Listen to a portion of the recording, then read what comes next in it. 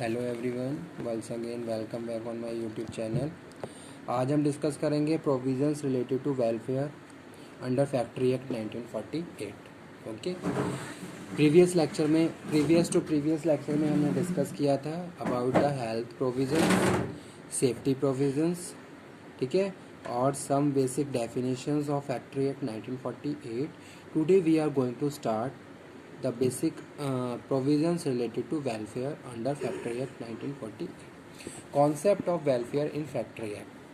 In general terms, welfare is nothing but the health, happiness and fortune of a person. ठीक है, तो अगर हम वेलफेयर की बात कर रहे हैं तो वेलफेयर क्या है? Welfare is nothing but the health, first thing is health, happiness and Fortune of a person और अ ग्रुप, इसके बारे में हम बात कर रहे हैं और जिनके बारे में हम सोच रहे हैं।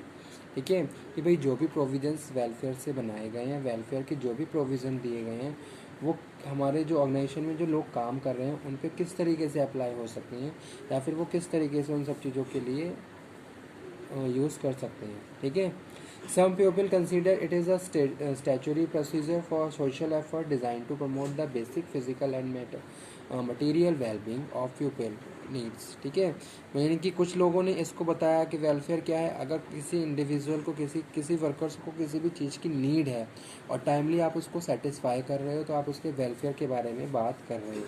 ठीक है, इसको इस तरीके से भी यहाँ पे हमने पढ़ा। ठीक है, द मेन प्रोविजंस, अब इस एक्ट में जो मेन प्रोविजंस दिए गए हैं वो हम वहाँ पे हम आ जाते हैं, उसको डिस्कस कर लेते हैं। तो पहला यहाँ पे लिखा हुआ है अंडर सेक्शन 42, यानी कि जो वेलफेयर के जो प्रोविजंस हैं वो सेक्शन 42 से स्टार्ट होते हैं। ठीक है, तो यहाँ पे सेक्शन 42 में दिया गया है washing facilities. This section states the every factory should firstly provide maintain adequate suitable facility for washing for all the workers in the factory। ठीक है, तो सेक्शन 42 इंक्लूड करता है वॉशिंग फैसिलिटीज़। अगर आपकी ऑर्गेनाइजेशन में वर्कर्स काम कर रहे हैं तो आप उनको वॉशिंग फैसिलिटी भी देनी है। ठीक है, ऐसे सपोज़ आपकी ऑर्गेनाइजेशन में कुछ ऐसे डिपार्टमेंट्स हैं जहाँ वर्कर्स बहुत ज़्यादा काम करके एक तरीके से उनको, अगर वो काम कर रहे हैं तो उनको ज़रूरत है, नीड है किसकी? अपने आप को वॉश करने की। जैसे स्टूडेंट हम बात करते हैं पॉलिश डिपार्टमेंट की, तो पॉलिश डिपार्टमेंट में क्या होता है, बहुत सारे पीपी देने के बाद भी कुछ ऐसी मतलब कि सिचुएशंस या फिर वर्कर्स को अपने आप को या अपनी बॉडी को वॉश करने की ज़रूरत होती है, तो वो फैसिलिटी वर्कर्स को आपको प्रॉपरली प्रोवाइड करनी है अगर आप कोई फैक्ट्री चला रहे हो या कोई ऑर्गेनाइजेशन को रन कर रहे हो। तो सेक्शन 42 में वॉशिंग फैसिलिटी की बात की गई है, चाहे हम वर्कर्स की बात करें या फिर वो अपने क्लॉथ्स को वहाँ पे वॉश कर रहे हैं। ठीक है, सेकंड यहाँ पे हम बात करें, secondly provide separate and adequate screen facility separately man और वुमेन के लिए प्रॉपरली सेपरेट स्क्रीन फैसिलिटी होनी चाहिए। सेक्शन 43 में हम बात कर रहे हैं facility for storing and drawing clothes. ठीक है, कपड़ों को स्टोर करके रखना और उसको सुखाने की फैसिलिटी भी आपकी ऑर्गेनाइजेशन में होनी चाहिए, और जो अंडर वेलफेयर प्रोविजंस आपको अपने वर्कर्स को प्रोवाइड करवानी है। ठीक है, तो यहाँ पे जो सेक्शन 43 है वो मेंशन करता है फैसिलिटी फॉर स्टोरिंग, पहली चीज़ स्टोरिंग, और दूसरी चीज़ है क्या है? ड्राइंग। ठीक है, कपड़ों को स्टोर करके रखने की और उनको ड्राई। तो बेसिकली हम बात करें तो ऑर्गेनाइजेशन में क्या होती है, बहुत सारी शेल्स रेडी की जाती हैं और उन शेल्स को पे लॉकर भी लगाए जाते हैं, और साथ के साथ उनकी की अलग अलग वर्कर्स को दे दी जाती है। ठीक है, इस तरीके से भी सारी चीज़ें मैनेज की जा सकती हैं। ठीक है, तो यानी कि एक फैसिलिटी होनी चाहिए जो सेक्शन 43 में बताई गई है। फिर आ जाते हैं हम सेक्शन 44 में, फैसिलिटी फॉर सिटिंग। ठीक है, वर्कर्स को बैठने के लिए सिटिंग फैसिलिटी आपकी ऑर्गेनाइजेशन में होनी चाहिए। ऐसा नहीं है वर्कर्स अपनी ऑर्गेनाइजेशन में काम कर रहा है या फिर अपने डिपार्टमेंट में काम कर रहा है वहीं उसको सिटिंग की फैसिलिटी है। आपकी ऑर्गेनाइजेशन में जगह जगह सिटिंग फैसिलिटी होनी चाहिए। अगर वो अपने सीट पे काम कर रहा है तो वहाँ पे भी प्रॉपर सीट्स फैसिलिटी होनी चाहिए उसके डिपार्टमेंट में भी, और ऑर्गेनाइजेशन में आपको जगह जगह इस फैसिलिटी को अपने वर्कर्स के लिए प्रोवाइड करवाना है। ओके, तो वो सेक्शन 44 इंश्योर करता है, इंक्लूड करता है facility for sitting.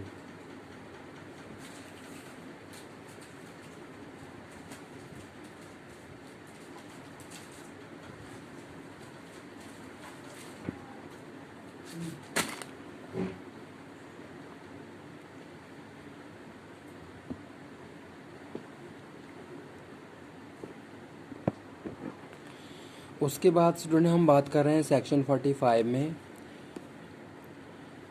Facility of first aid box. ठीक है, आपकी ऑर्गेनाइजेशन में रिसेप्शन, पहली चीज़ रिसेप्शन पे आपका मेन फर्स्ट एड बॉक्स रखा हुआ होना चाहिए। उसी के साथ अगर आपकी ऑर्गेनाइजेशन में बहुत सारे डिपार्टमेंट्स हैं, अलग अलग डिपार्टमेंट्स हैं या फिर अलग अलग फ्लोर्स हैं, ठीक है, तो हर एक फ्लोर पे आपको फर्स्ट एड बॉक्स की फैसिलिटी अपने वर्कर्स को प्रोवाइड करवानी है। ठीक है, अगर कोई भी माइनर इंसिडेंट होता है तो सबसे पहले आपको क्या है, अपने वर्कर्स को ऑर्गेनाइजेशन में ही फर्स्ट एड देनी है। तो उसके लिए सारी फैसिलिटी आपकी ऑर्गेनाइजेशन में होनी चाहिए। तो वही यहाँ पे हम बात कर रहे हैं 45 फर्स्ट एड। 46 में हम बात कर रहे हैं कैंटीन की।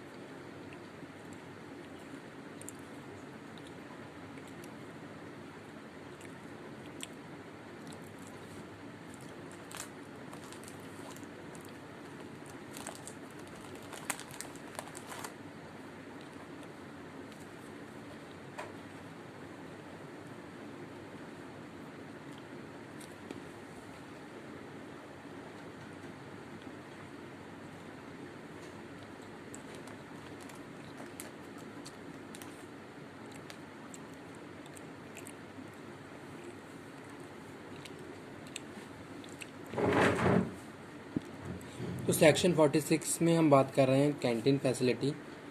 अगर किसी भी फैक्ट्री में 250 से ज़्यादा वर्कर्स काम कर रहे हैं तो वहाँ पे एक कैंटीन होनी चाहिए। कैंटीन में प्रॉपर फूड फैसिलिटी, स्नैक्स, ये सारी चीज़ें होनी चाहिए। ठीक है, और canteen must be clean and hygienic. Properly clean and hygienic environment आपकी कैंटीन का होना चाहिए। तो ये सारी चीज़ें आपकी ऑर्गेनाइजेशन में होनी चाहिए अगर आपकी ऑर्गेनाइजेशन में 250 से ज़्यादा वर्कर्स काम कर रहे हैं। ठीक है, तो 250 वर्कर्स पे वहाँ पे कैंटीन रिक्वायर्ड होती है, जो कि पार्ट है किसका, सेक्शन 46 का। उसके बाद जो नेक्स्ट प्रोविज़न है वो है सेक्शन 47, जहाँ हम बात कर रहे हैं शेल्टर और लंच रूम्स की। अगर आपकी ऑर्गेनाइजेशन में वर्कर्स काम कर रहे हैं तो उनको आपको प्रॉपर शेल्टर प्रोवाइड करवाना है और उनको लंच ब्रेक के लिए लंच रूम, यानी कि उनके लिए सेपरेट अलग लंच रूम होना चाहिए, जहां वो बैठ के आराम से लंच कर सकें और रेस्ट कर सकें। यानी कि शेल्टर, रेस्ट रूम और lunch room also required under factory act and welfare provision of factory act 1948। ठीक है, उसके बाद जो हम लास्ट बात कर रहे हैं वो है सेक्शन 48। सेक्शन 48 में हम बात कर रहे हैं क्रैचेस की, यानी कि आपकी ऑर्गेनाइजेशन में वुमन वर्किंग वुमन है तो वो अपने बच्चों के लिए वहाँ पे प्रॉपर क्रैचेस की फैसिलिटी भी होनी चाहिए और उनके लिए ट्रेंड आपको एम्प्लॉयज़ को भी हायर करना है ताकि वो प्रॉपरली बच्चों की केयर कर सकें और आपके क्रैच को प्रॉपरली संभाल सकें। ठीक है। तो एक ऑथराइज पर्सन और ऑथराइज टीम होनी चाहिए ताकि वो पूरे हर एक फंक्शंस को बहुत प्रॉपर अच्छे से परफॉर्म कर सके और कंट्रोल कर सके। तो ये हमने बात करी facility for क्रैच in the factory act, under factory act 1948। तो स्टूडेंट आज हमने जो डिस्कस करा है वो है welfare provisions of factory act 1948। इस पर हमने बात करी वॉशिंग फैसिलिटी की, उसके बाद हमने बात करी सिटिंग फैसिलिटी की, उसके बाद हमने बात करी facility for storing and drawing clothes, ठीक है। उसके बाद हमने डिस्कशन किया किसके बारे में, हमने डिस्कशन किया फर्स्ट एड बॉक्स के बारे में, यानी कि आपकी ऑर्गेनाइजेशन में फर्स्ट एड बॉक्स होना चाहिए और फर्स्ट एड टीम भी होनी चाहिए, ठीक है। प्रॉपर उनको उनके सर्टिफिकेट्स के साथ एक पर्सनल रिकॉर्ड आपको मेंटेन करना है कि भाई अगर कोई ऐसा इंसिडेंट हो जाता है तो जो फर्स्ट एड टीम है वो टीम आके क्या करेगी, उसको फर्स्ट एड देगी। तो वो सारे रिकॉर्ड, वो सारी फैसिलिटी आपको पूरा प्रॉपरली मेंटेन करके रखनी है। उसके बाद हमने बात करी फैसिलिटी कैंटीन। अगर आपके वर्कर्स ऑर्गेनाइजेशन में 250 वर्कर्स हैं तो आपको एक कैंटीन ओपन करनी है वर्कर्स के लिए, उनके खाने के लिए, और आपकी कैंटीन के लिए हेल्थ सर्टिफिकेट भी आपको बनवाना है जो भी आपकी कैंटीन चला रहा है उसका। उसी के साथ आपको ये इंश्योर करके चलना है कि आपकी कैंटीन में क्लीन एंड हाइजीनिक एनवायरनमेंट है, सारी चीज़ें प्रॉपरली क्लीन हैं, हाइजीनिक हैं, ठीक है। और कोई भी हेल्थ इश्यूज़ आपके वर्कर्स को नहीं हो सकता है आपकी कैंटीन की वजह से। तो वो सारी इंश्योरिटी की आपको करके चलनी है। और उसके बाद हम बात करें facility of shelter, rest room और लंच रूम। जो भी वर्कर्स का लंच हो रहा है उसके लिए उसको सेपरेट लंच रूम होना चाहिए, उनको रेस्ट करने के लिए रेस्ट रूम्स होने चाहिए, ठीक है। और आपकी प्रॉपर शेल्टरिंग की फैसिलिटी भी होनी चाहिए। तो जो हम शेल्टर की बात कर रहे हैं वो 150 वर्कर्स पे अप्लाई होता है, ठीक है। ऐसे हमने बात करी थी अभी किसकी, कैंटीन की। तो जो कैंटीन है 250 वर्कर्स पे अप्लाई होती है, ऐसे ही शेल्टर, लंच रूम ये 150 वर्कर्स पे अप्लाई होते हैं, ठीक है। अगर 150 या इससे ज़्यादा वर्कर्स काम कर रहे हैं तो वहाँ पे कैंटीन की फैसिलिटी भी होनी चाहिए और शेल्टर और लंच रूम की फैसिलिटी भी होनी चाहिए। ओके, थैंक यू आज के लिए।